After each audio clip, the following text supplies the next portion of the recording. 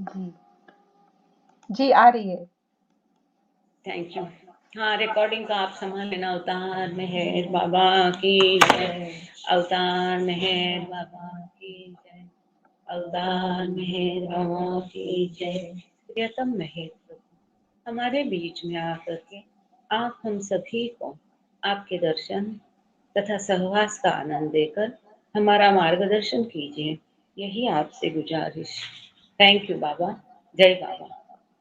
Beloved God, help us all to love you more and more, and more and more, and still yet more, till we become worthy of union with you.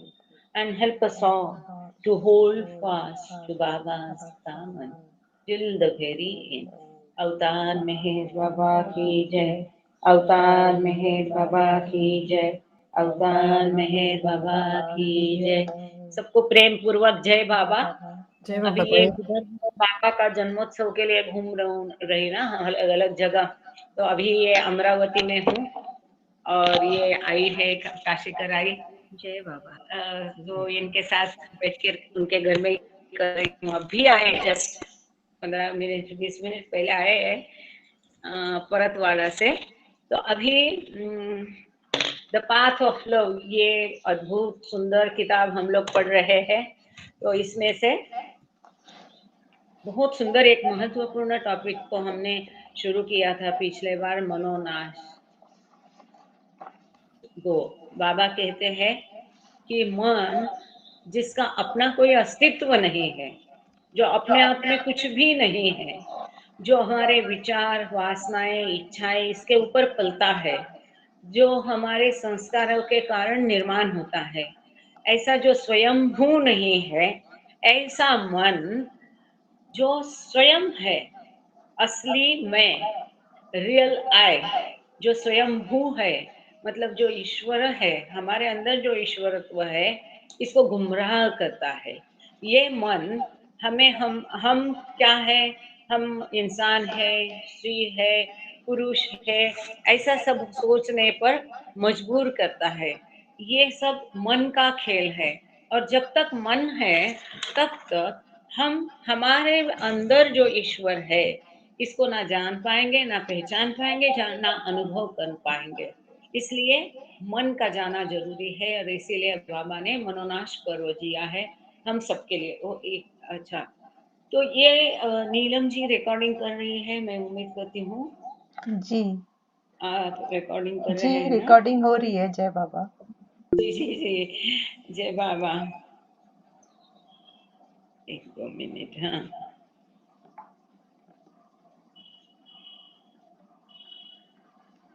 तो ये मनोनाश, mind must go के आगे का जो portion है आज वो हम देखने वाले हैं। माइंड मस्ट, ये हमने पिछले बार देखा था। अभी आज हम देखेंगे मनोनाश। कि पिछले बार हमने ये डिस्कस किया था कि मनोनाश की माइंड कैसा नष्ट करना है, मन का नाश किस प्रकार से हम कर सकते हैं, इसके बारे में हमने पिछले बार देखा था। और बाबा ने ये बताया था कि मन का नाश करने के कई सारे तरीके हैं, उपवास, ध्यान, धारणा। मन अपने आप स्वयं को नष्ट नहीं कर सकता है और मन का नाश करने के लिए फिर किसी गुरु की आवश्यकता है। और मन जितना भी स्वयं कोशिश करेगा अपने आप को नष्ट करने की, उतना वो अपने आप में फंसता जाता है, उल्टा परिणाम हो जाता है। जैसे कि दलदल में होता है, दलदल में जैसा पैर हमारा ये फंस जाता है, हम जितना भी उसके अंदर जाने की कोशिश करते हैं उतना अधिकाधिक हम वो दलदल में फंसते जाते हैं। तो ये सब हमने पिछले बार देखा था। अब आज जो है उसी के आगे बाबा ने मनोनाश और द एनिहिलेशन ऑफ माइंड, मन को नष्ट कैसा किया जा सकता है इसके बारे में जो दिया है। एक 1.5 पन्ना है, वो खत्म करने के पश्चात हम भक्ति योग देखेंगे। बाबा ने भक्ति योग के बारे में यहाँ काफी बड़ा है ये भक्ति योग, पूरा तो आज हम शायद खत्म नहीं कर पाएंगे, लेकिन हम आज उसकी शुरुआत जरूर करेंगे। और बहुत ही सुंदर टॉपिक है जो बाबा ने भक्ति योग का यहाँ वर्णन किया है, जो कुछ बताया है, ये अद्भुत है। तो पहले हम एनहिलेशन ऑफ द माइंड, मनोनाश को देखते हैं। God is everywhere and does everything. ईश्वर सर्वत्र है और सब कुछ वही करता है। जैसा कि हमने पिछले बार देखा था कि बाबा ने कहा था कि चूंकि ईश्वर सर्वत्र है, इसलिए ऐसी कोई चीज नहीं है कि जो उससे छिपी रहती है। चूंकि वो सब कुछ जानता है, वो सर्वत्र है, इसलिए वो सब कुछ जानता है, सर्वज्ञ है। चूंकि वो सर्वज्ञ है, इसलिए वो सर्वशक्तिमान है। ऐसा सब हमने एक बार देखा था एक लेक्चर में। अब आगे बाबा कहते हैं God is within us and knows everything. ईश्वर हमारे अंदर ही है और वो सब कुछ जानता है। जैसे कि बाबा कहते हैं don't try to strike me outside you, don't try to find me outside you, I am within you. ईश्वर किसी को मिलता इसलिए नहीं क्योंकि ऐसे ही ईश्वर की खोज करने वाले ईश्वर को अपने से बाहर दुनिया में ढूंढने की कोशिश करते हैं, जबकि वो स्वयं ही ईश्वर होता है, उसके अंदर ही ईश्वर होता है। आगे बाबा कहते हैं मेहर प्रसाद जी, आपसे एक रिक्वेस्ट है। मैं हड़बड़ी में ग्रुप को वापस आज शॉर्ट मैसेज नहीं भेज पाई। यदि आपको ये प्रोग्राम अटेंड करते करते संभव है तो जितने भी ग्रुप में आप हैं उसको आप शेयर कर दीजिए। अरुणा जी कल्याण ठाणे ग्रुप को शेयर करेगी जी। God is without us and sees everything. ईश्वर हमसे परे है, हमारे अंदर भी है और हमारे हमसे परे भी है। बियॉन्ड, विदाउट अस, हमारे सिवा भी ईश्वर है। हमारे सिवा मतलब ये देह के सिवा भी ईश्वर है, मतलब बाकी जीवों में भी ईश्वर है, सृष्टि में ईश्वर है, कण कण में ईश्वर है। और अगर सृष्टि नहीं भी है तो भी ईश्वर है। ईश्वर एकमात्र अस्तित्व है जो सृष्टि के बिना भी है। रादर वही एक अस्तित्व है जो असली अस्तित्व है, सत्य है। बाकी सब झूठ है, भास है, भ्रम है। और वो सब कुछ देखता है। ईश्वर सब कुछ देखता है, ईश्वर सब कुछ जानता है, ईश्वर सब कुछ करता है। जो भी कुछ होता है करता है वो सब कुछ ईश्वर करता है। पर ईश्वर सब कुछ करता है, सब कुछ उसकी मर्जी से होता है, ऐसा कहकर हम ये आजादी नहीं ले सकते कि हम मन चाहे वैसे जीवन जिए और छान छौकी करे या चैन मजा करे। इसका गलत अर्थ करके इस प्रकार से हमें बर्ताव बिल्कुल ही नहीं करना चाहिए। God is beyond us and is everything. वो हमसे परे भी, विदाउट अस, हमारे सिवा भी है, एंड बियॉन्ड अस मतलब हमसे परे है, हमारे भी पार है, एंड इज एवरीथिंग, सब कुछ ईश्वर ही है। सब जीवों में ईश्वर है, सब जीवों से परे परे भी ईश्वर है। The one all pervading, all comprehending, all powerful God. ईश्वर कैसा है? सर्वत्र है, सर्वव्याप्त है। ऑल परवेडिंग, सर्वव्याप्त है, सर्वज्ञ है और सर्वशक्तिमान है। Who is the self of ourselves? Who is the self of ourselves? वो स्वयं ही सब कुछ है, वो स्वयं भू है, वो स्वयं है, वो हम ही है, वो अपने आप में स्वयं पूर्ण है, वो स्वयंभू है, वो स्वयं ही अस्तित्व है। उसे निर्माण करने की वो निरपेक्ष है, वो सापेक्ष नहीं है, वो किसी के ऊपर निर्भर नहीं है, वो अपने आप में स्वयं पूर्ण है। And besides home nothing is real. ईश्वर के अलावा और कुछ भी वास्तव नहीं है, कुछ भी सत्य नहीं है। हैज हेल्प मी, आगे बाबा कह रहे हैं, has help me and guided me during the मनोनाश पीरियड ऑफ माय वर्क। तो बाबा ये कह रहे हैं कि ऐसा ईश्वर कि जो हम में भी है, हमारे सिवा भी है, हमसे पार भी है, जो सब कुछ करता है, सब कुछ देखता है, सब कुछ जानता है, वही सब कुछ है।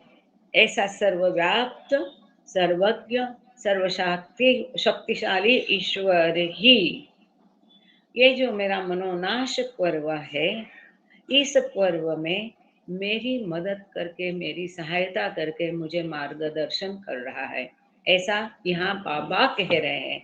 मनोनाश पर्व बाबा ने कब जिया था? 1951 में। 1950 में बाबा ने न्यू लाइफ शुरू किया था।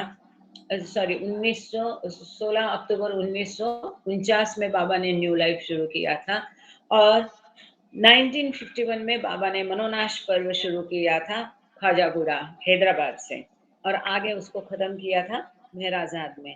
तब बाबा ने सब धर्मों के चिन्ह संगमरमर के इसमें बनवाए थे, और फिर उनको ये करके सारे धर्म की प्रार्थनाएं बहुत कुछ किया था। हिंदू है उसको हिंदू की प्रार्थना करने के लिए दिया था, कृष्ण है उसको कृष्ण की, और चिट्ठी में सब लिखा था, और एक छोटी धुनी जलाई थी, और जो घमेला बोलते हैं ना, हाँ, तो उसमें एक छोटी धुनी जैसा बना के उसमें ये सारे धर्म की चिट्ठियां उसमें बाबा ने जला दी थी, और बोले कि आज से ये जितने भी कर्म कांड विश्व में है, इसको मैं समाप्त कर रहा हूँ। कोई भी किसी भी धर्म का आचरण नहीं भी करे तो उसे कोई तकलीफ नहीं होगी, कोई नुकसान नहीं पहुंचेगा, क्योंकि सबके लिए वो सब कुछ खत्म कर दिया है। केवल एक प्रेम योग है जिसका सबको संभालना है। तो ये जो बहुत महत्वपूर्ण मनोनाश पर्व है, जो विश्व के जो भी जितने भी साधक है, इन सभी साधकों के लिए, उनकी मदद के लिए बाबा ने स्वयं जिया है। और मनोनाश कितना महत्वपूर्ण है कि हम हमेशा बाबा के लिटरेचर में समय समय पर उसको देखते हैं। सृष्टि की उत्पत्ति हुई, पहला सवाल था ईश्वर का, को हम, मैं कौन, और ये मन का सवाल था। तो मन से लेकर मन तक ही ये विश्व का प्रवास है, यह सब हर जीव की यात्रा है, सृष्टि की यात्रा है। जब मन का नाश होता है तो अपने साथ वो गुस्सा, लोभ, मत्सर, द्वेष, अहंकार, इन सबको अपने सैन्य को लेके जाता है। ये सब खत्म होता है, तब हमें ईश्वर के अनुभव मिलता है। And now makes me dictate to you the following. अब बाबा ये कह रहे कि मेरे ऐसे सर्वव्यापी, सर्वज्ञ, ऑल पावरफुल ईश्वर ने मनोनाश पर्व में मुझे मार्गदर्शन किया, मेरी सहायता की। इस ईश्वर में मुझे कहा है कि मैं आपको ये कहूँ, makes me dictate to you the following. ये अब जो मैं कहने जा रहा हूँ, इस ईश्वर ने आपके लिए संदेशा दिया है। अब हम सब जो बाबा प्रेमी है, हम सोचेंगे कि मेहर बाबा स्वयं अवतार है। अवतार मतलब ईश्वर ने लिया हुआ मानव का रूप। जब अगर मेहर बाबा अवतार है, स्वयं ईश्वर है, तो बाबा यहाँ पर ऐसा क्यों कह रहे हैं कि ईश्वर ने मेरी सहायता की, ईश्वर ने मुझे ये कहलाने के लिए बताया। तो जो हमने अभी हम गॉड स्पीक्स में 10 स्टेट्स ऑफ गॉड देख रहे हैं, ईश्वर की 10 अवस्थाएं देख रहे हैं। तो अवतार, ये गॉड टू मैन, ये अवस्था ईश्वर की है। जो सदगुरु अवस्था है वो मैन टू गॉड है। मनुष्य बन के वो स्वयं ईश्वर साक्षात्कारित होकर जो बनता है, वो सदगुरु, जैसे तुकाराम महाराज थे, ज्ञानेश्वर थे, रामदास स्वामी थे, ये सब सदगुरु है, man to God. Sai Baba है, उपासनी महाराज है, बाबा जान है, ये सब सदगुरु है जो मनुष्य से ईश्वर बने। और अवतार वो होता है जो ईश्वर से मनुष्य बनता है। अब जब ईश्वर से अवतार बनता है, तब ये जो बाबा कह रहे हैं कि all pervading, all knowledge, all power, इस ईश्वर ने मेरी सहायता की, तब बाबा उस ईश्वर के बारे में ये कह रहे हैं जो बियॉन्ड बियॉन्ड गॉड स्टेट है, या बियॉन्ड गॉड स्टेट है। ऐसा मुझे लग रहा है। यदि मैं गलत हूं तो जो भी यहाँ पर है वो करेक्ट कर सकते हैं, क्योंकि हमारे मन में ये आता है कि बाबा स्वयं ईश्वर है, तो फिर कौन से ईश्वर ने बाबा की सहायता की? ईश्वर तो एक ही है। तो these are the states of God, ईश्वर की ये अवस्थाएं है। तो वो ईश्वर जो ईश्वर अवस्था नंबर 2 में है, क्योंकि 1 नंबर वाला तो सहायता नहीं कर सकता, क्योंकि 1 नंबर वाला वो बेभान भगवान है, कि जिसे पता नहीं है कि मैं भगवान हूँ, मेरे पास अनंत शक्ति, अनंत ज्ञान, अनंत आनंद है, जिसे हम परात्पर परब्रह्म अवस्था कहते हैं। तो या तो ये परात्पर परब्रह्म अवस्था वाला ईश्वर हो सकता है, परंतु उसे तो पता नहीं है, तो वो मदद कैसी करेगा?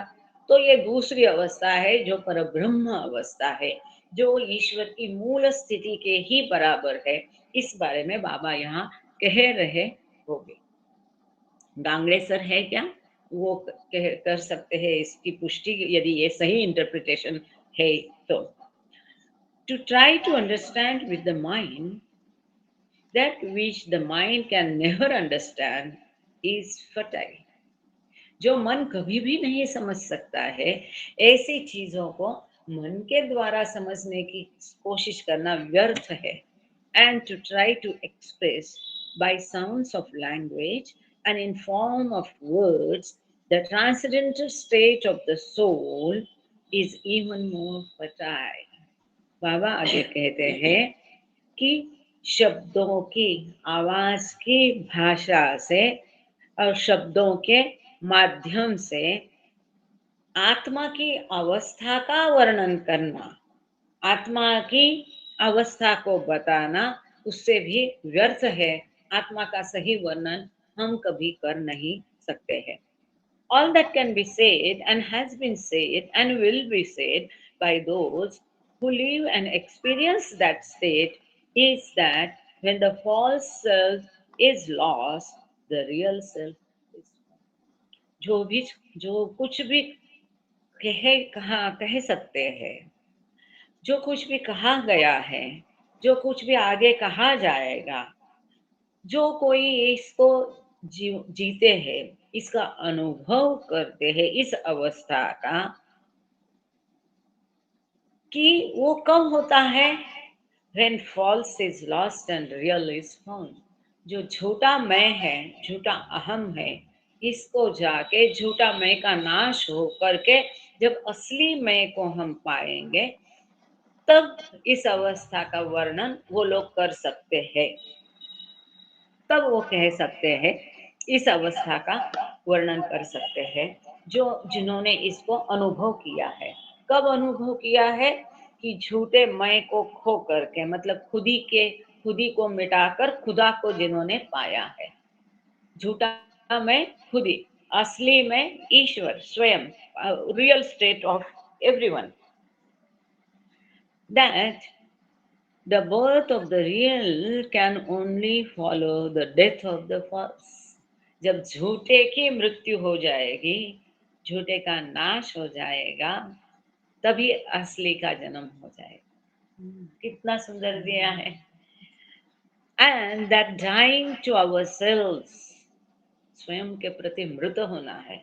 मतलब क्या? जान देने के सुसाइड नहीं करना, आत्महत्या नहीं करनी है। स्वयं के प्रति मृत होना है, मतलब अपने आप को खो देना है, अपने मन का नाश करना है, अपने अहम का नाश, झूठे अहम का नाश करना है, अहंकार का नाश करना है, हमारी वासनाएं, इच्छाएं, द्वेष, स्पर्धा, अहंकार, ये सबको मिटाना है, मतलब खुदी को मिटाना है।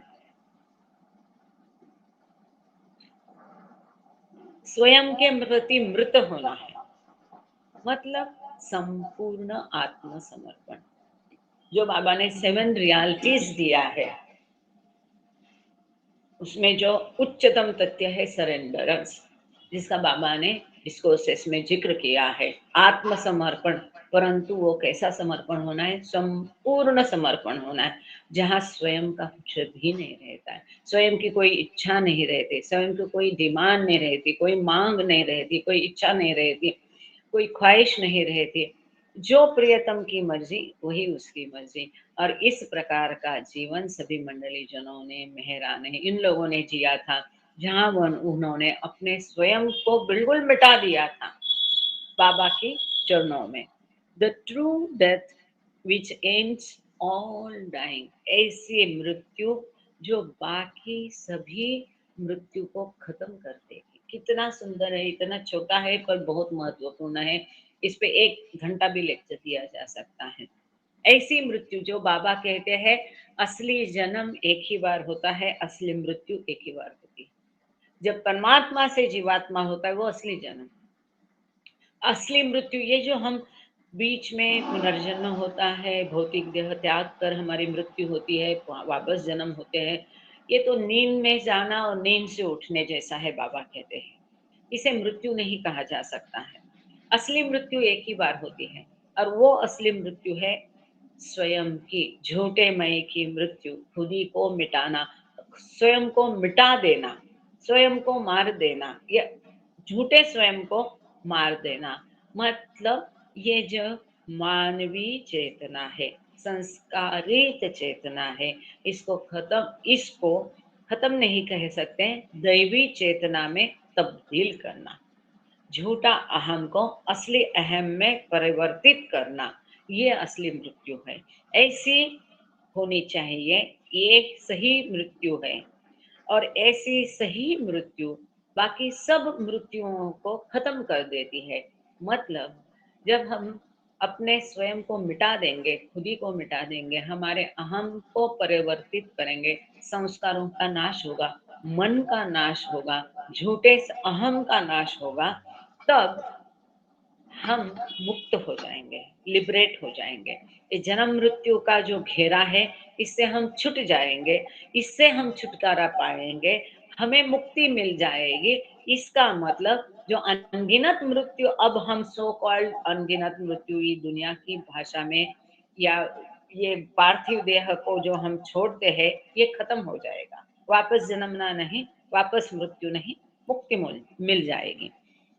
The true death which ends all dying, बाकी सभी मरण को, मृत्यु को वो खत्म कर देती है, असली मृत्यु is the only way to perpetual life, जो असली अनंत शाश्वत जीवन जीने का यही एक तरीका है, यही एक मार्ग है, जो शाश्वत जीवन है। हम मतलब जीवात्मा, इंसान, स्त्री, पुरुष, ये नहीं है। हम कौन है? हमारे अंदर ईश्वर है, परमात्मा है, परंतु हमें उसकी चेतना नहीं, हमें उसका अनुभव नहीं, हमें उसका भान नहीं, हम उसे पहचानते नहीं, हमारे संस्कारों के कारण।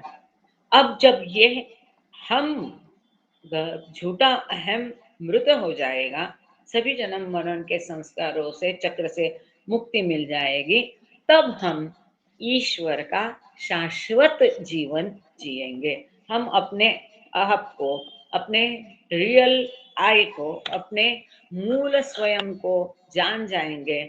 हम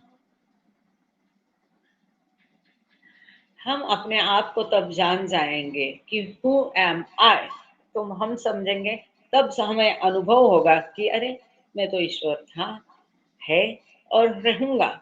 ये जो मैं अपने आप को इतने अनगिनत, उसको अपने से सारे जन्म दिखाई देते हैं, तब जो भी उसकी यात्रा रही है, पत्थर से लेके मनुष्य तक की, कीटक मुंगी, ये सारी योनियां, मनुष्य जन्म के सारे जन्म, तो तब उसे महसूस होता है, ये अनुभव होता है कि ये असली नहीं था, ये स्वप्न मात्र था। जैसे स्वप्न से जागने के बाद, ख्वाब में से, नींद में से जागने के बाद हमें लगता है अरे ये तो ख्वाब था, बिल्कुल ऐसा ही अनुभव जब हम ईश्वर, हमारे अंदर के असली स्वयं को जान जाते हैं, तब इसे ईश्वर साक्षात्कार कहा जाता है। तब बिल्कुल ऐसा ही अनुभव उसे होता है। और यही बाबा कहते हैं कि अपने आप को मिटाने से, वो जो ईश्वर का, थैंक यू आई, ईश्वर का असली जीवन हम जिएंगे।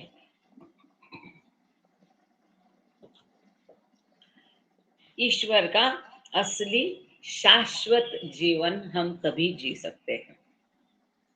This means that when the mind with its satellites, desires, cravings, longings is completely consumed by the fire of divine love, then the infinite, indestructible, indivisible, eternal self is manifest. आगे बाबा इसको स्पष्ट कर रहे हैं। इसका अर्थ ये है कि जब मन अपना पूरा लवाजमा के साथ, वो मन का सारा सैन्य, उसके साथी कौन है? सारे उसके साथी है मन के इच्छाएं, वासनाएं, लोभ, इत्यादि काम, क्रोध, लोभ, मोह, मद, मत्सर, ये सब अपने साथियों को लेके जब ये मन दैवी प्रेम की तपती अग्नि में पूरी तरह से भस्म हो जाएगा, जलकर। कहाँ पर? दैवी प्रेम, डिवाइन लव, जो दिव्य प्रेम की हम बात करते आ रहे 3 दिन से। ऐसे दिव्य प्रेम में जब ये मन अपने सभी साथियों के साथ खत्म हो जाएगा, तभी और केवल तभी ये अमर्याद, कभी खत्म न होने वाला, कभी नाश न होने वाला, कभी तोड़ा मोड़ा मरोड़ा नहीं जा सकने वाला, ऐसी शाश्वत जीवन, ऐसे शाश्वत मैं का प्रकटीकरण होगा, ऐसे शाश्वत अहम का प्रकटीकरण होगा, मतलब ईश्वर का प्रकटीकरण होगा। मतलब तभी हमारे असली अहम को, असली मैं को जान जाएंगे, उसका अनुभव करेंगे, ईश्वर साक्षात्कार करेंगे। दिस इज मनोनाश, the annihilation of the false, limited, miserable, ignorant, destructible I to be replaced by the real I. ये मनोनाश है। कौन सा? जो झूठा है, मर्यादित है, जो दुखी है, अज्ञानी है, जिसका नाश हो सकता है, ऐसे झूठे अहम का नाश करके वहां पर असली, यथार्थ, शाश्वत, सत्य, ऐसे मैं को प्रस्थापित करना, मतलब ईश्वर को प्रस्थापित करना। The eternal possessor of the infinite knowledge, eternal possessor, जो शाश्वत रीत्या ये सब प्राप्त करता है। क्या? Infinite knowledge, love, power, peace, bliss and glory in its unchangeable existence. ऐसा अस्तित्व जो कभी बदलता नहीं है, जो खत्म होता नहीं, जो शाश्वत है, ऐसे शाश्वत अस्तित्व वाला, शाश्वत रीत्या क्या प्राप्त करता है? अनंत ज्ञान प्राप्त करता है, अनंत प्रेम प्राप्त करता है, अनंत शांति, अनंत शक्ति, अनंत आनंद और अनंत आभार, तेज को वो प्राप्त कर देता है। मनोनाश is bound to result in this glorious state in which plurality goes and unity comes. जब मन का नाश होता है, तब उसका परिणाम क्या होता है? ऐसे तेजपुंज अवस्था प्राप्त होती है मन का नाश होने के पश्चात, और वहां पर भिन्नता, अनेकत्व खत्म हो जाता है और एकत्व की स्थापना होती है। Ignorance goes and knowledge comes, अज्ञान जाके ज्ञान प्राप्त होता है, वो भी असली ज्ञान की प्राप्ति होती है। Binding goes and freedom comes, बंधन से मुक्त हो जाके वो मुक्त हो जाता है। We are all we are all permanently lodged in this shoreless ocean of infinite knowledge, and yet are infinitely ignorant of it.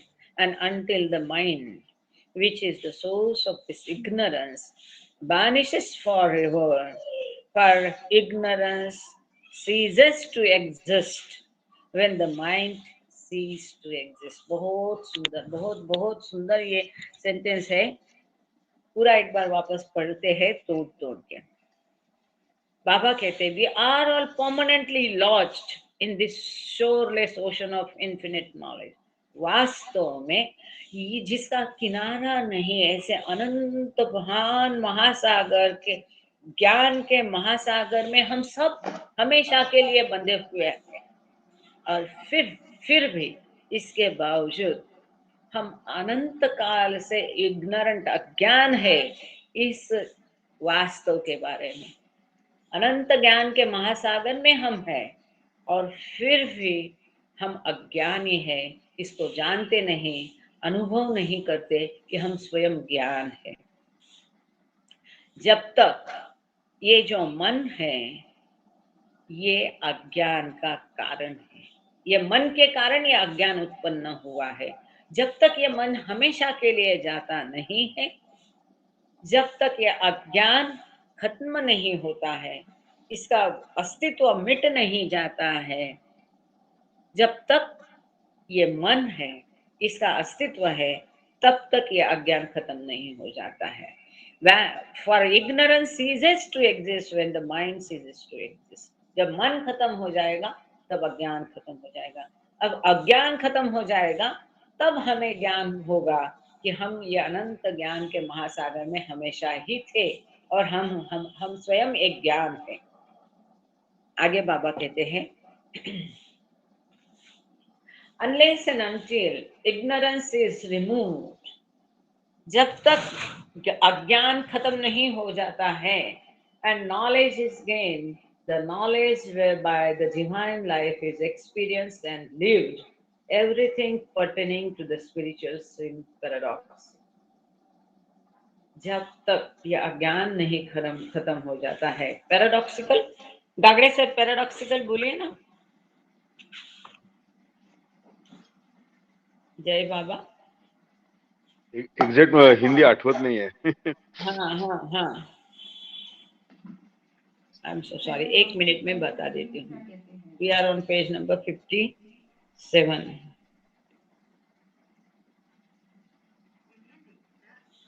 हाँ, जब तक अज्ञान दूर नहीं होता है और ज्ञान प्राप्त नहीं होता, वह ज्ञान जिससे दिव्य जीवन का अनुभव किया जाता है और जिया जाता है, आध्यात्मिक से संबंधित हर चीज विरोधाभासी लगती है। ये बहुत बड़ी विडंबना है, पैराडॉक्सिकल, विरोधाभास लगता है। जो भी हम, जब तक ये अज्ञान हम में है, हमें सब आध्यात्मिकता एक विरोधाभास लगता है। क्यों? इसका एक छोटा उदाहरण देके हम इसको समझ सकते हैं। जैसे कि यहाँ हर कोई कहता है कि ये विश्व नश्वर है, ये तो हम जानते हैं। ये विश्व भास है, ये भ्रम है, ये वास्तव नहीं है और ईश्वर सत्य है। तब हम क्या सोचते हैं अज्ञानी लोग, ईश्वर कैसे सत्य हो सकता है? वो तो दिखता नहीं, आंखों से दिखता नहीं, कानों से सुनाई नहीं सकता, हाथ से स्पर्श नहीं हो सकता। और ये दुनिया जो आंखों से दिखती है, जिसको हम अनुभव कर रहे हैं, इसको हम सत्य कैसा कहें? तो ये बहुत सुंदर बात यहाँ पर बाबा ने कही है।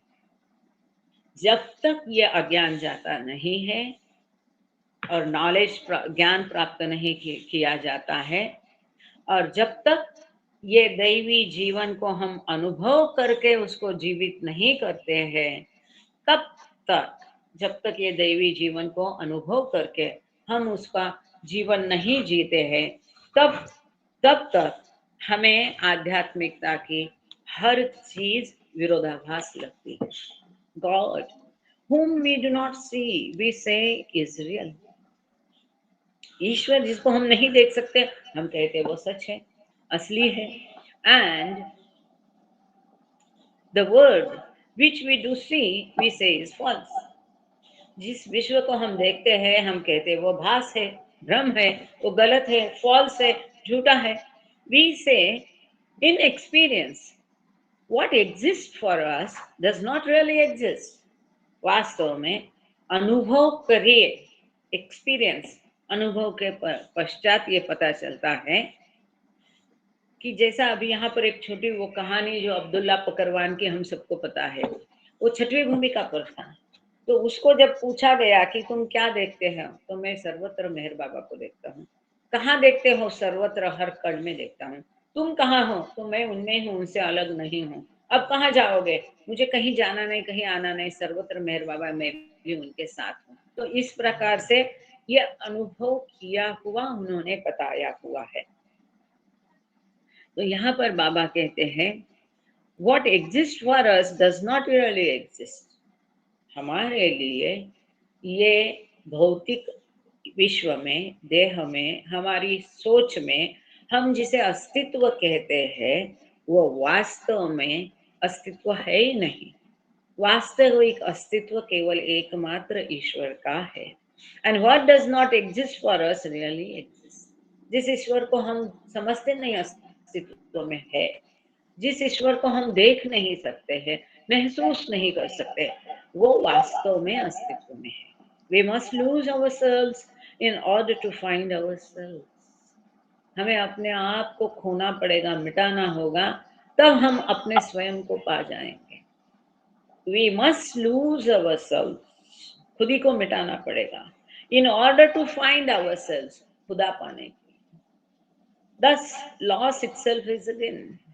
इस प्रकार से हम खुद ही को मिटाएंगे तो खुदा को पाएंगे, और इस प्रकार से कुछ खोना ये ही एक प्रकार से एक कुछ पाना है।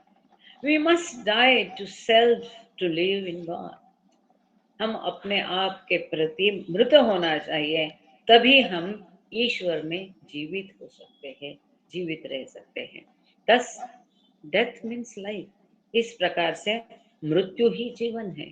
जब हम अपने आप को मृत करेंगे, मतलब हमारे मन का नाश होगा, हमारे झूठे अहम जब मृत हो जाएगा, तब हम ईश्वर में हमेशा के लिए शाश्वत रीत्या ईश्वर का जीवन जीतेंगे, और यही असली लाइफ है, असली जीवन है, शाश्वत अस्तित्व है।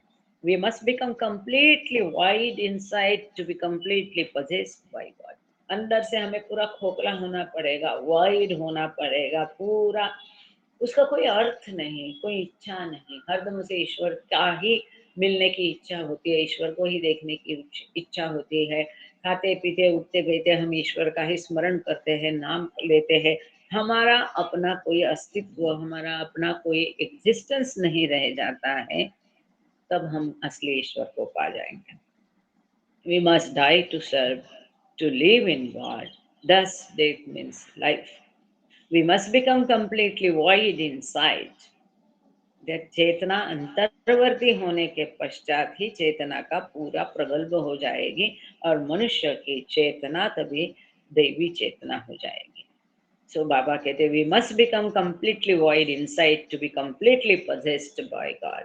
तभी बाबा कहते ना, आपका हृदय पूरा खाली कर दो, तब मैं वहां प्रवेश करूंगा।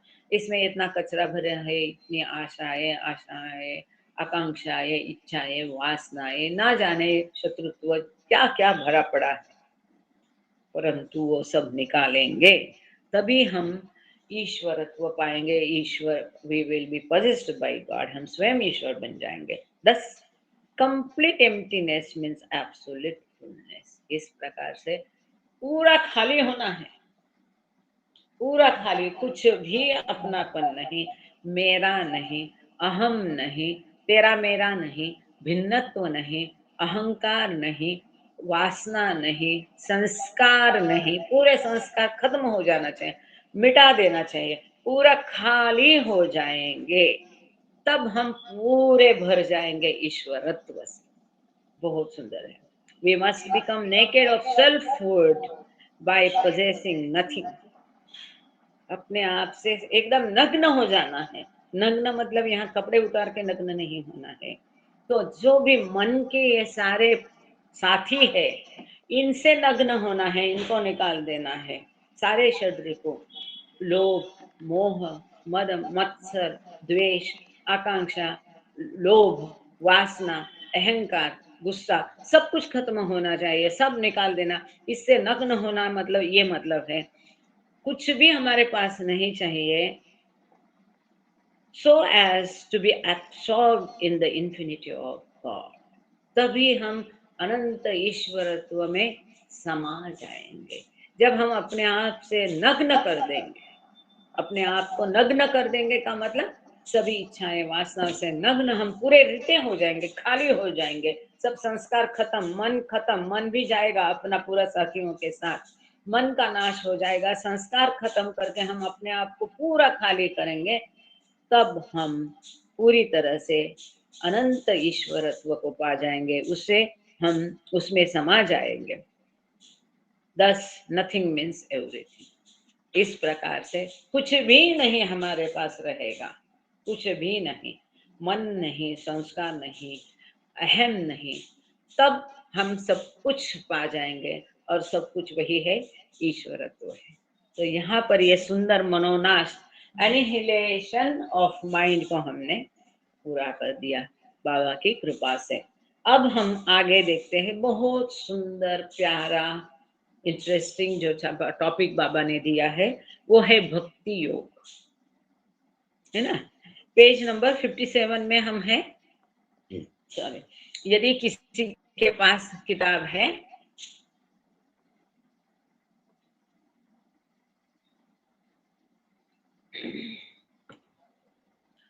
Page number 57, Bhakti Yoga. Out of a number of practices which lead to the ultimate goal of humanity, God realization, Bhakti Yoga is one of the most important. ईश्वरत्व इंसान का अंतिम उद्देश्य, इंसान का, मनुष्य का अंतिम ध्येय है ईश्वर साक्षात्कार। इस ध्येय की प्राप्ति की तरफ, इस ध्येय की प्राप्ति की ओर जितनी सारे कई सारे आस्थाएं हैं, कई सारी प्रैक्टिसेस है जो इस ध्येय की प्रति लेके जाती है, उन सभी कई सारे मार्ग हैं। इन शॉर्ट, दूसरी भाषा में, सिंपल वर्ड्स में, इन सिंपल वर्ड्स, ईश्वरत्व की प्राप्ति के लिए या ईश्वरत्व को अनुभव करने के कई सारे मार्ग हैं, जिनमें से भक्ति योग जो है ये सबसे महत्वपूर्ण है, अहम है। Almost the whole of humanity is concerned with Bhakti Yoga, which in simple words means the art of virtue.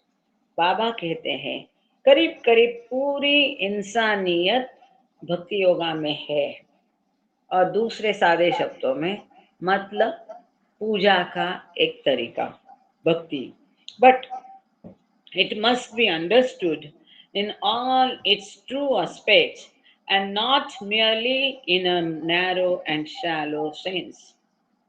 इसका मतलब बाबा कहते हैं इसके सही सही मायने में, सही परोक्ष में, सही मायने में इसको समझना पड़ेगा, और ऊपर ऊपर ऐसा ही नैरो शैलो तरीके से इसको हम समझ नहीं सकते हैं।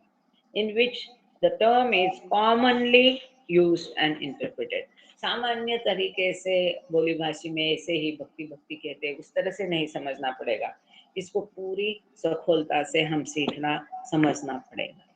आगे बाबा कहते हैं The profound worship based on the high ideals of philosophy and spirituality, prompted by divine love, doubtless constitutes true bhakti yoga. अब यहाँ पर भक्ति योग क्या है इसके बारे में बाबा समझा रहे हैं कि असली भक्ति योग कैसा होता है और क्या होता है, ये बाबा यहाँ पर बता रहे हैं।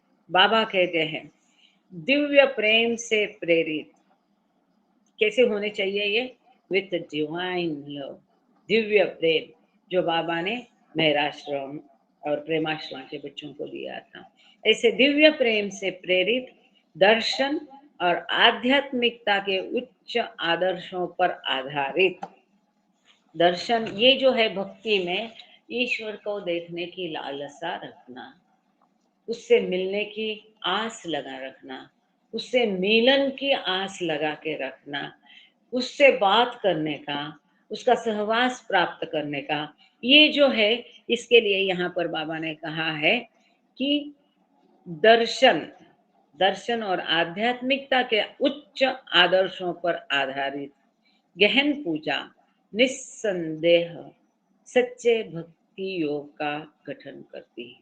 सच्चा भक्ति योग कौन सा है, जहाँ पर ईश्वर के दर्शन की आस लगती है और जो उच्च आदर्शों पर आधारित है। जैसे कि साधारणतया इस प्रकार से देखा जाता है कि भक्ति मार्ग में जो लोग हैं किसी को फंसाएंगे नहीं, किसी को ठगाएंगे नहीं, इस शुचिता पूर्ण जीवन जीते हैं, ईमानदारी का और सत्य का जीवन जीते हैं, इसलिए उसको कहा है। और जो ईश्वर के प्रेम से प्रेरित होती है उसको भक्ति योग कहते हैं। मतलब पूजा पाठ दिया बत्ती, इसको भक्ति योग समझने की गलती करना नहीं।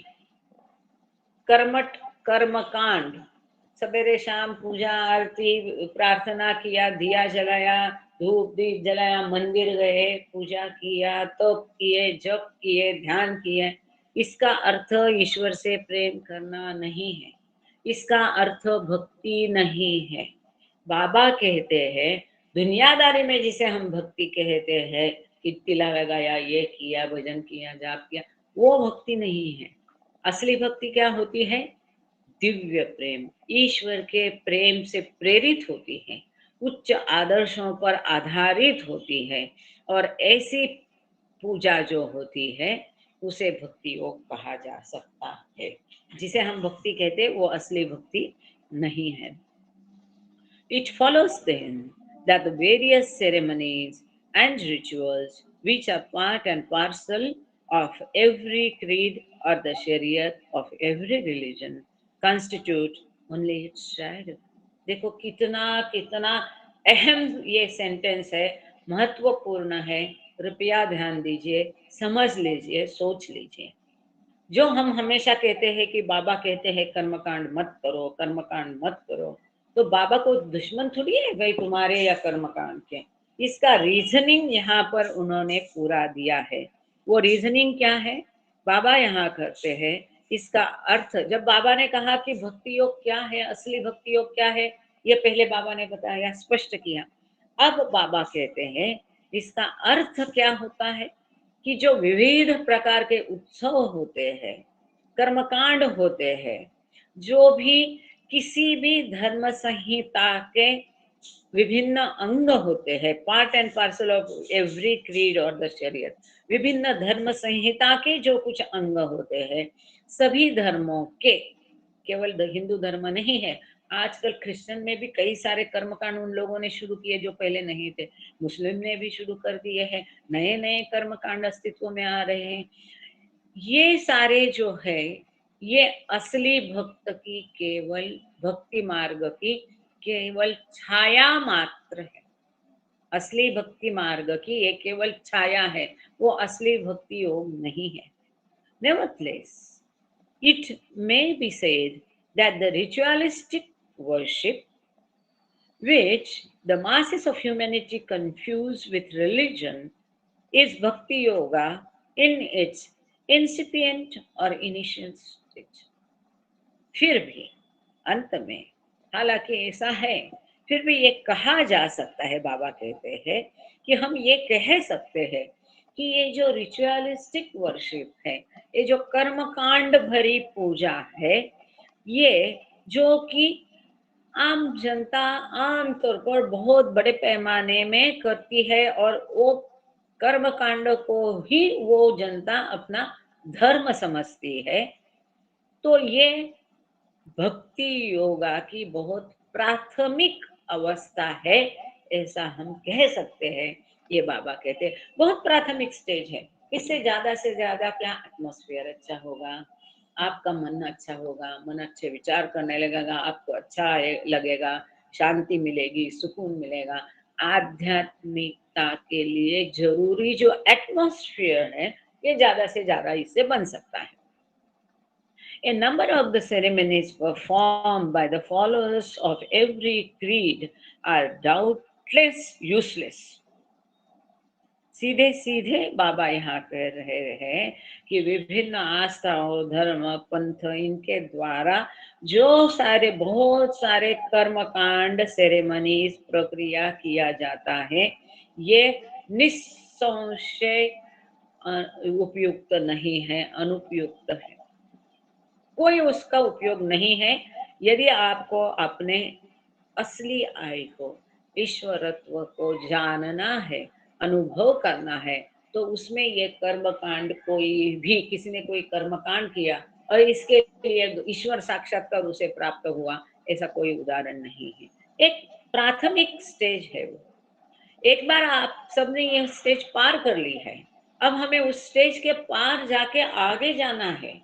ये नर्सरी जैसा हम कह सकते, प्री प्राइमरी कह सकते, नर्सरी कह सकते हैं ये सारी चीजों को। ये स्कूलिंग नहीं है, ये तो स्कूल के दरवाजे तक हमें लेके जाता है, और आगे स्कूल तो अलग है। A number of the ceremonies performed by the followers of every creed are doubtless useless, but those ceremonies and modes of offering prayers which are essentially based on the principle of conveying or evoking worship may be said to constitute elementary bhakti yoga. अब बाबा यहाँ क्या कह रहे हैं? बाबा बता रहे हैं कि प्रत्येक पंथ के अनुयायियों द्वारा जो कुछ पूजा पाठ कर्म किए जाते हैं, किए जाने वाले कई सारे समारोह है, ये निस्संदेह बेकार है, कोई उपयोग नहीं है। लेकिन ये वे समारोह और वो कर्मकांड, वो पूजा प्रार्थना करने के तरीके जो अनिवार्य रूप से पूजा को व्यक्त करने या प्रेरित करने के सिद्धांत पर आधारित है, मतलब जो असली है। ऐसे ही भंकस कुछ है तो उसका कोई मतलब नहीं, कई सारे कर्मकांड होते उसका कोई मतलब नहीं रहता है। पर जो असली है, जो पूजा के किसी सिद्धांत पर आधारित कोई तरीका है, तो वो प्राथमिक भक्ति योग का गठन करने वाला कहा जा सकता है, जिसका बेस कोई ठोस बेस है, जो लॉजिकल है, जो सच में कोई सिद्धांत पर आधारित है। ऐसी कोई बात है कि ईश्वर को हमेशा भजना है, जपना है, ईश्वर को याद करना है, नाम जपना है, दूसरों की सहायता करना है, इस प्रकार पर कोई कर्मकांड है तो ठीक है, वो भक्ति योग की प्रथम स्टेज, प्रथम पायदान हो सकता है। आगे बाबा कहते हैं, although bhakti yoga can not be divided into separate, bhakti yoga को विभाजित नहीं किया जा सकता है।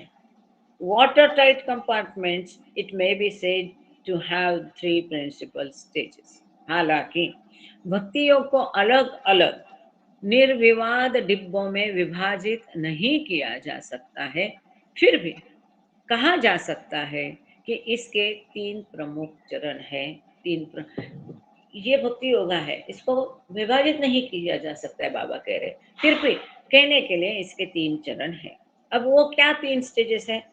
The first stage which is elementary, पहली जो है बहुत प्राथमिक है, concerns itself with ritualistic worship, जो कर्मकांड वाली है, कि पहला चरण जो प्रारंभिक है अनुष्ठानिक पूजा से संबंधित है। The namaz of the Muslims, the Tal Bhajan and the Sandhya Pujas of the Hindus, the Kusti and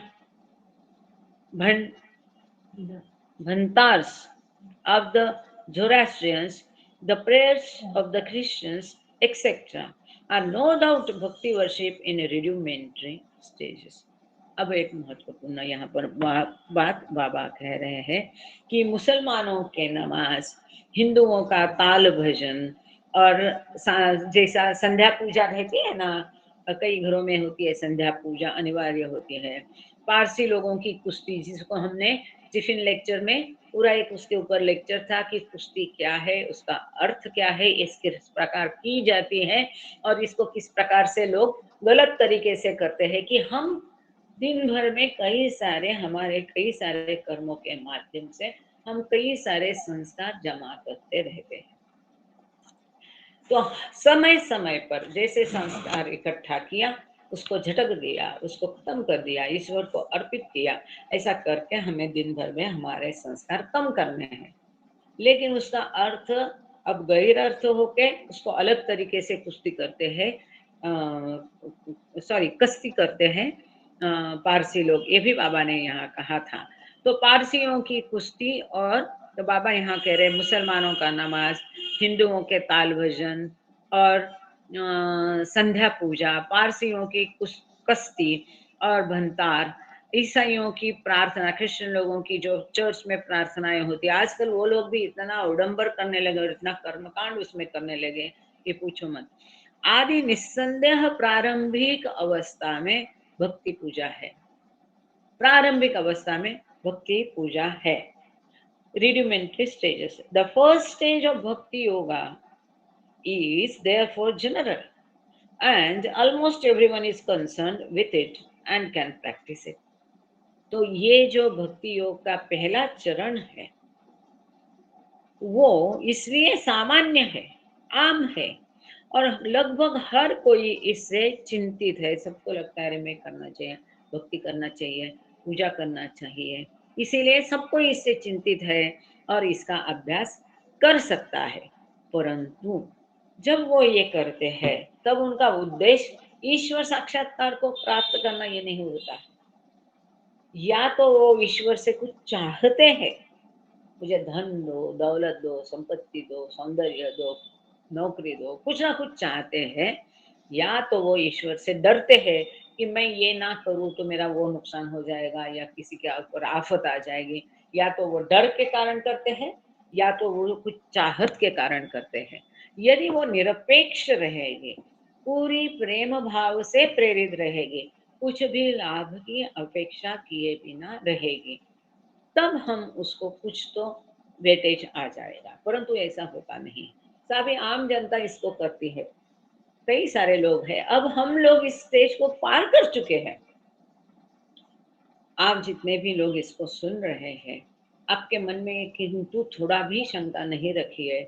आप सब इस स्टेज को पार कर चुके हैं, तभी आप मेहर बाबा के संपर्क में आए हैं, बाबा का नाम सुन रहे हैं। अब आपकी जिम्मेदारी बाबा की जिम्मेदारी हो गई।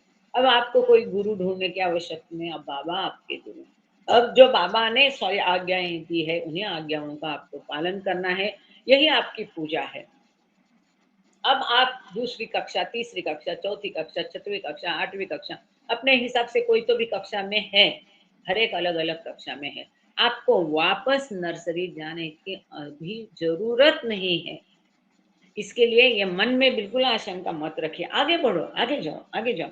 The second stage which is intermediate concerns itself with the constant remembrance of God. देखो, ये कितनी महत्वपूर्ण बात है, अहम बात है, इसका बहुत सुंदर है, बहुत प्यारा है। दूसरा चरण जो है, दूसरी अवस्था जो भक्ति की है, बाबा कहते हैं जो मध्यवर्ती है, मतलब पिक है ना, चढ़ना और फिर उतरना, तो ये मध्यवर्ती है, महत्वपूर्ण है। दूसरा चरण जो भक्ति योग का है, ईश्वर के निरंतर स्मरण से संबंधित है। सुभाष पोपरे है पूना के, आप जब भी देखो वो बाबा के स्मरण के बारे में बोलते रहते हैं बिना थके, और बात उतनी महत्वपूर्ण है, अहम है। कई सारे लोग हैं, शायद वो सेंटर नहीं जाएंगे, बाबा की आरती प्रार्थना नहीं करेंगे, परंतु वो ऐसा जीवन जीते हैं जैसा बाबा ने अपेक्षित किया है।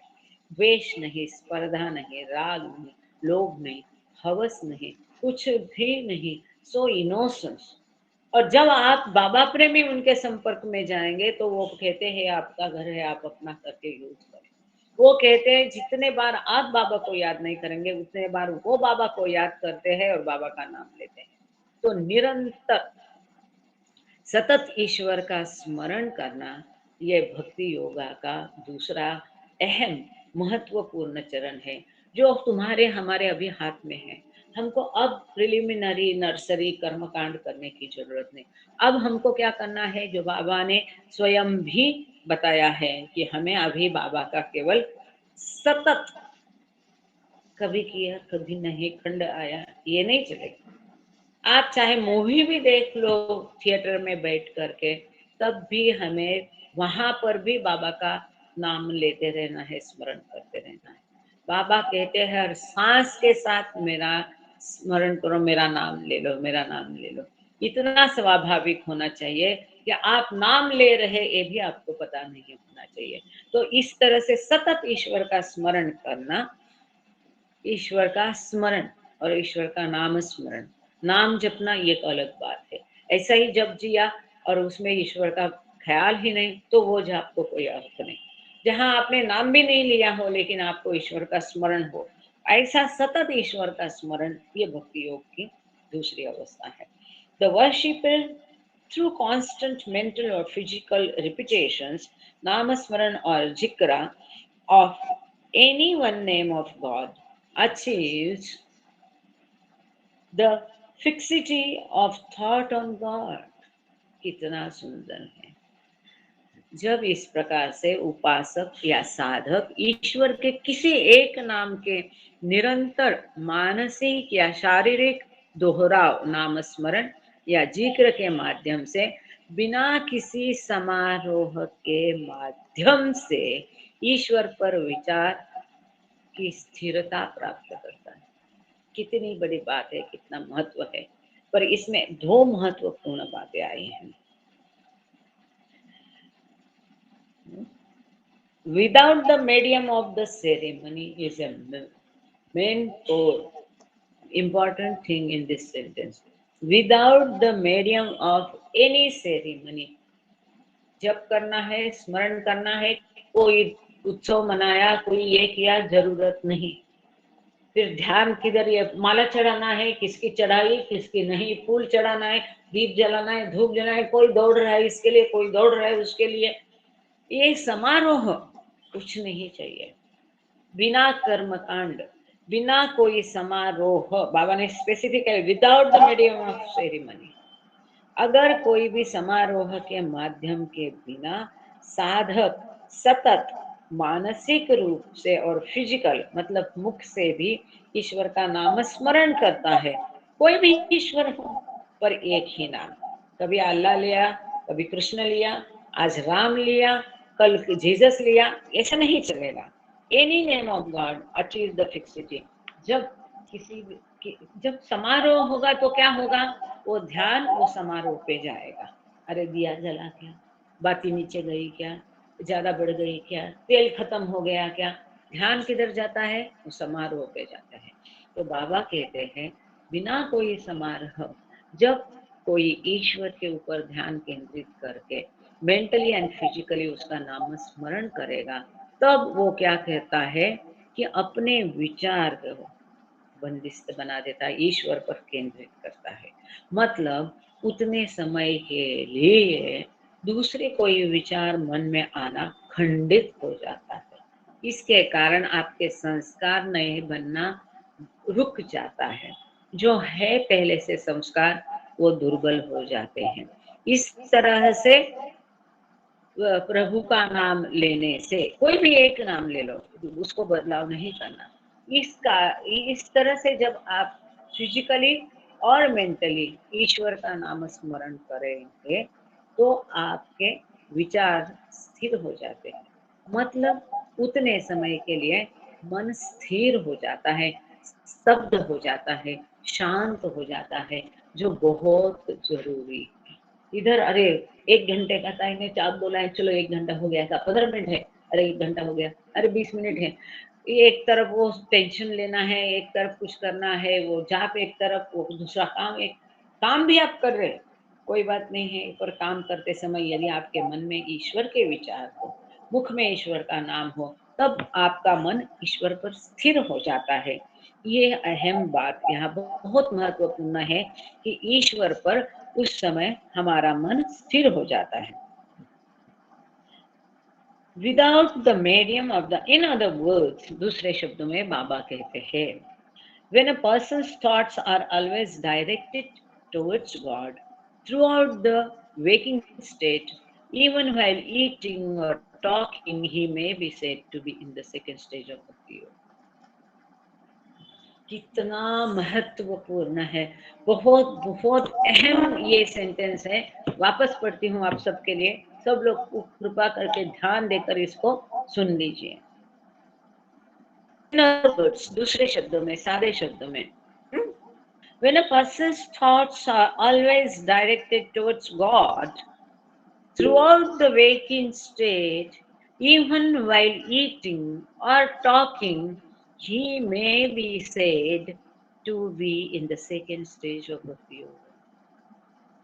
सोते जागते खाते पीते उठते बैठते बात करते, हर समय जब किसी के विचार केवल ईश्वर पर ही केंद्रित होते हैं, तब ऐसी व्यक्ति भक्ति योगा की दूसरी अवस्था में है, ऐसा समझा जाए। The kind of constant remembrance। अच्छा, यहाँ पर किसी का हैंड रेज है, आप कुछ पूछना चाहते हैं बाबा? गजानन जी, आप कुछ पूछना चाह रहे हैं कि गलती से हैंड रेज हो गया?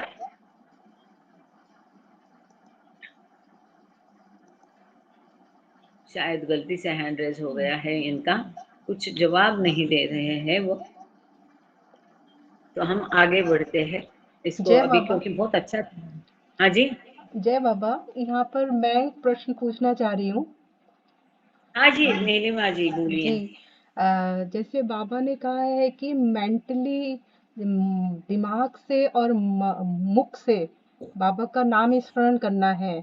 अगर किसी का अंतिम समय में केवल वो मन से विचार करते हुए बाबा में विलीन होता है, तो वो भी गॉड रियलाइजेशन मिलेगा उसको? बिल्कुल बिल्कुल। किसी को जोर से बोलने की आदत होती है, कोई मन ही मन लेता है, बिल्कुल हो जाता है, बिल्कुल हो जाता है। और देखो, नाम लेने के बाबा ने तरीके बताए हैं। कोई अगर संकट में है, बाबा ने कहा विश्व के किसी भी कोने में है और संकट में है, और वो एकदम से बाबा को जोर से पुकारता है, तो तात्काल बाबा उसकी मदद के लिए हाजिर हो जाएंगे। वहां बाबा ने मन से ले लो, दिल से ले लो, ये कुछ भी नहीं बोला है। जब सतत बाबा का नाम ले लो, बाबा ने क्या कहा है कि नाम लेने की आदत डालो। नाम लेना इतना ही कहा है, पूरे दिल से बोला नहीं है। वो कंपैशनेट है, उनको पता है कि हालत ऐसे अंतिम क्षण में होती है, लेकिन वो आदत है, और आपके मुख में नाम है तो आपके विचार उनके ऊपर ही केंद्रित होते हैं। जब तक आपके विचार उनके ऊपर केंद्रित नहीं होते हैं, तो अंतिम क्षण में हमारी दिक्कत वाली स्थिति में हम उनका स्मरण नहीं कर सकते, नाम नहीं ले सकते। ये मैंने खूब देखा है, अनुभव किया है। और बाबा ने ये कहा है कि आप आदत डालो, हर क्षण, मतलब ये नाम चलता रहेगा, जैसा चित्र रहता है, और उसमें एक व्हाइट वॉश बैकग्राउंड में कलर देते हैं और उसके ऊपर चित्र चितारते हैं, तो वो एकदम उठाव खाता है। तो ऐसा हमारे जीवन में हम जो भी करते हैं, खेलते हैं, कूदते हैं, पिक्चर देखो, खाना खाओ, दौड़ते हैं, ट्रैवल, पर पीछे हमारा सतत बाबा का विचार है, उनका स्मरण है, उनका नाम है, तो वो उतना संस्कार कम कर देता है। तो ये सतत स्मरण, जब बाबा कहते हैं कि सांस के साथ साथ नाम स्मरण हो जाना चाहिए, तो ये सांस के साथ नाम स्मरण इतना बाबा कहते हैं कि हमें पता भी नहीं चलना चाहिए कि हम नाम ले रहे हैं, इतना वो स्वाभाविक हो जाता है, अपने आप हो जाता है। अच्छा, नीलम जी ने वीडियो बंद किया, मतलब उनका या तो पसंद नहीं है। शंका का समाधान, सवाल का जवाब मिल जी गया जी नीलम जी जी? जी, बिल्कुल बिल्कुल। जय बाबा, धन्यवाद। हाँ, जवाब या फिर उन्होंने ऐसा ही अपना वीडियो बंद हो गया है। तो पहले आज थोड़ा जी प्रेयर का देख लेते हैं कि आप देखोगे किसको। अरुण पणस्कर जी, जय बाबा, आप हाँ, जय आज मेहर प्रेयर बाबा। कर लेना। हाँ हाँ, जी, ठीक है, ठीक थोड़ी है। देर में। हाँ, हाँ, थोड़ी देर में। और जया तिड़के जी, जो प्रथम दो नाम एकदम से आ गए, मैं उनको बोल रही हूँ। जया तिड़के, यदि आप पूरी तरह से, जैसा बाबा बोलते फिजिकल एंड मेंटल, तो पूरी तरह से आप यहाँ उपस्थित है, तो अरुण पराशर सर के पश्चात आप आरती बोल देना। तब तक हम फाइंड आउट कितना बजे ट्रेन है, छुट्टी है कि आती है? 7 बजे 10 मिनट में छुट्टी है, 8 बजे ना? 8 बजकर 10 minute. I am so sorry, wind up करना पड़ेगा ना। अच्छा, इसके बाद और एक बहुत सुंदर है, पर अभी मुझे यहाँ से सिग्नल मिल गया कि ट्रेन का निकलने का, अभी ट्रेन है मेरी मुंबई वापस जाने की। तो हाँ हाँ हाँ, हाँ हाँ, चालेल, थोड़ा सा चहानंतर। पर अभी यहाँ, अभी हमको रुकना, 7 बजे निकलते हैं। ओह माय गॉड, मैं 8 बजे समझ रही थी। Sure, are you sure? Okay, तो हम 2 minute, I am so sorry for this thing. तो यहाँ आगे और भी बहुत सुंदर है, पर हमें यहाँ आज रुकना पड़ेगा। आज 29 तारीख है, बहुत सुंदर है। अगली बार भी आप सबको प्रार्थना है कि कोई मिस नहीं करना। ये बहुत सुंदर चल रहा था वास्तव में, पर ठीक है, हम आज यहाँ रुक जाते हैं, क्योंकि मुझे अभी ट्रेन है और बम्बई वापस जाना है। मैं अमरावती से ये लेक्चर कर रही हूँ, तो मैं रिक्वेस्ट करती हूँ अरुण पड़स्कर सर से कि वो प्रेयर कृपा करके शुरू करे। जय बाबा सर, जय Baba. Thank you Baba, thank you all, जय बाबा। आप हिंदी में करें तो अच्छा है। Thank you Padmaavat. हिंदी में। हाँ, शुरू करिए, और फिर ओहो, जया जी आप आरती कर लेना। हाँ, जय बाबा। सर की प्रेयर के पश्चात आप तुरंत आरती शुरू कर दीजिएगा। आवाज येतो? आवाज सर आवाज येतोय येतो? येतोय येतोय येतोय। जय बाबा। अवतार मेहर बाबा की जय। अवतार मेहर बाबा की जय। अवतार मेहर बाबा की जय। प्रियतम मेहर प्रभु की जय।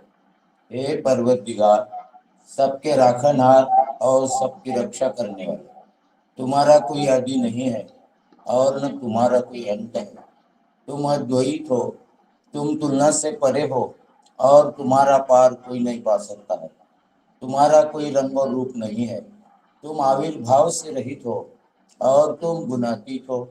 तुम अपार हो और अगाध हो, कल्पना और धारणा से परे हो, शाश्वत और अनश्वर हो। तुम अखंड हो और दिव्य नेत्रों के सिवाय और किसी भी प्रकार से तुम्हें कोई नहीं देख सकता है। तुम्हारा अस्तित्व सदैव था, तुम सदैव रहते हो और तुम सदैव रहोगे।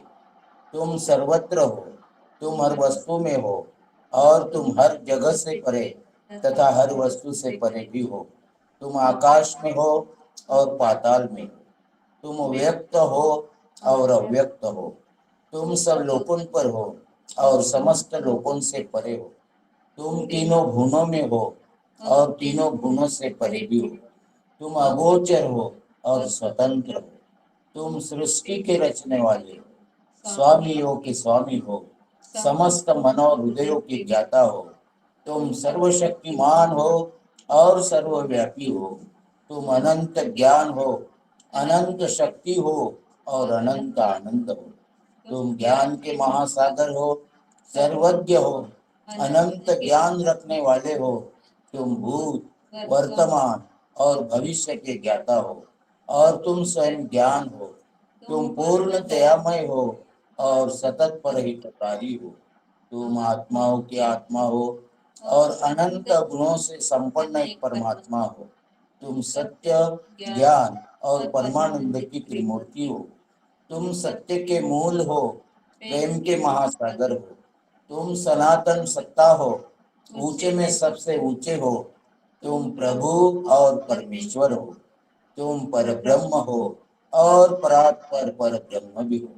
तुम पर ब्रह्म परमात्मा हो, अल्लाह हो, इलाही हो, एजदान हो, अहुर मस्द हो और प्रियतम ईश्वर हो। तुम्हारा नाम ये जग अर्थात एकमेव पूज्य है। हे असीम दया के निधि प्रभु राज, हम अपने सब पापों के लिए पश्चाताप करते हैं। हर एक विचार के लिए जो असत्य, अनुचित या गंदा था, हर एक बोले हुए शब्द के लिए जिसे बोलना हमें उचित न था, और हर एक कर्म के लिए जिसे करना हमें उचित न था। स्वार्थ से प्रेरित हर एक कर्म, शब्द तथा विचार के लिए तथा द्वेष प्रेरित हर एक कर्म, शब्द और विचार के लिए हम पश्चाताप करते हैं।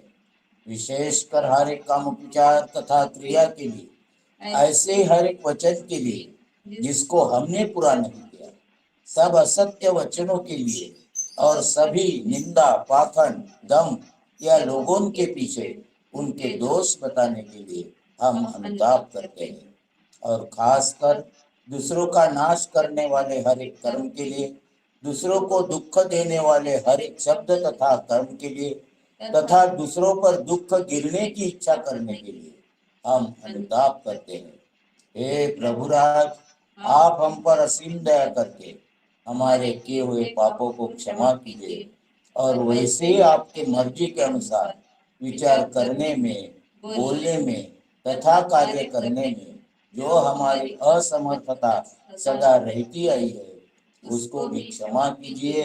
यही हमारी आपसे प्रार्थना है। हे प्रियतम परमात्मा, हमारी ऐसी सहायता कर कि हम तुझसे अधिक प्रेम करें और अधिक और अधिक और फिर भी उससे भी अधिक प्रेम करें, जब तक कि हम तुझ में मिलकर एक हो जाने के पात्र न बन जाए। और तुम हम सबके ऐसी सहायता कर कि हम अंत अंत तक बाबा का दामन दृढ़ता से पकड़े रहे। अवतार मेहर बाबा की जय। अवतार मेहर बाबा की जय। अवतार मेहर बाबा की जय। प्रियतम मेहर प्रभु की जय। जय बाबा। ज्योति तिड़के जी, आप शुरू करेंगे आरती प्लीज। जय बाबा ज्योति तिड़के।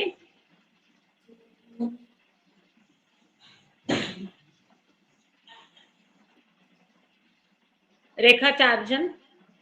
जय बाबा रेखा जी, जया, रेखा,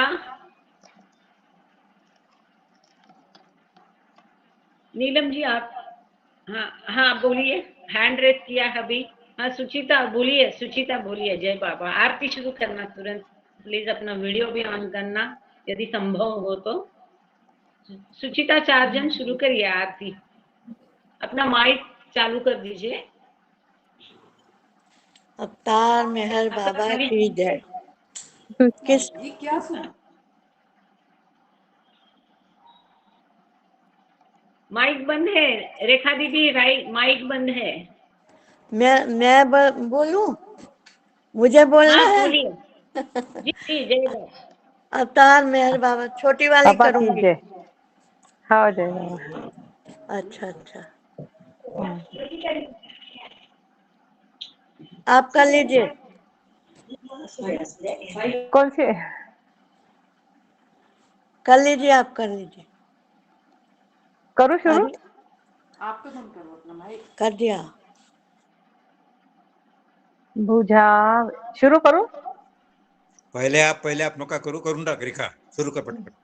बुझावे नार जलतनी कर कुदरत ने फरमातू चलागी आस भक्तों ने के बख्शे नूरे मातू अया मुर्शद मेहर बाबा चरण पर तू न धरिए सर खुदाना जात तीवा के पथई बैठो मेहर बातू तुझे मालिक हकीकत नो तू आशे दीने आरे कभी तुझे डरी याए वहदत मारे फतनो होई तू फातू हमोर है रवने साले बकाजे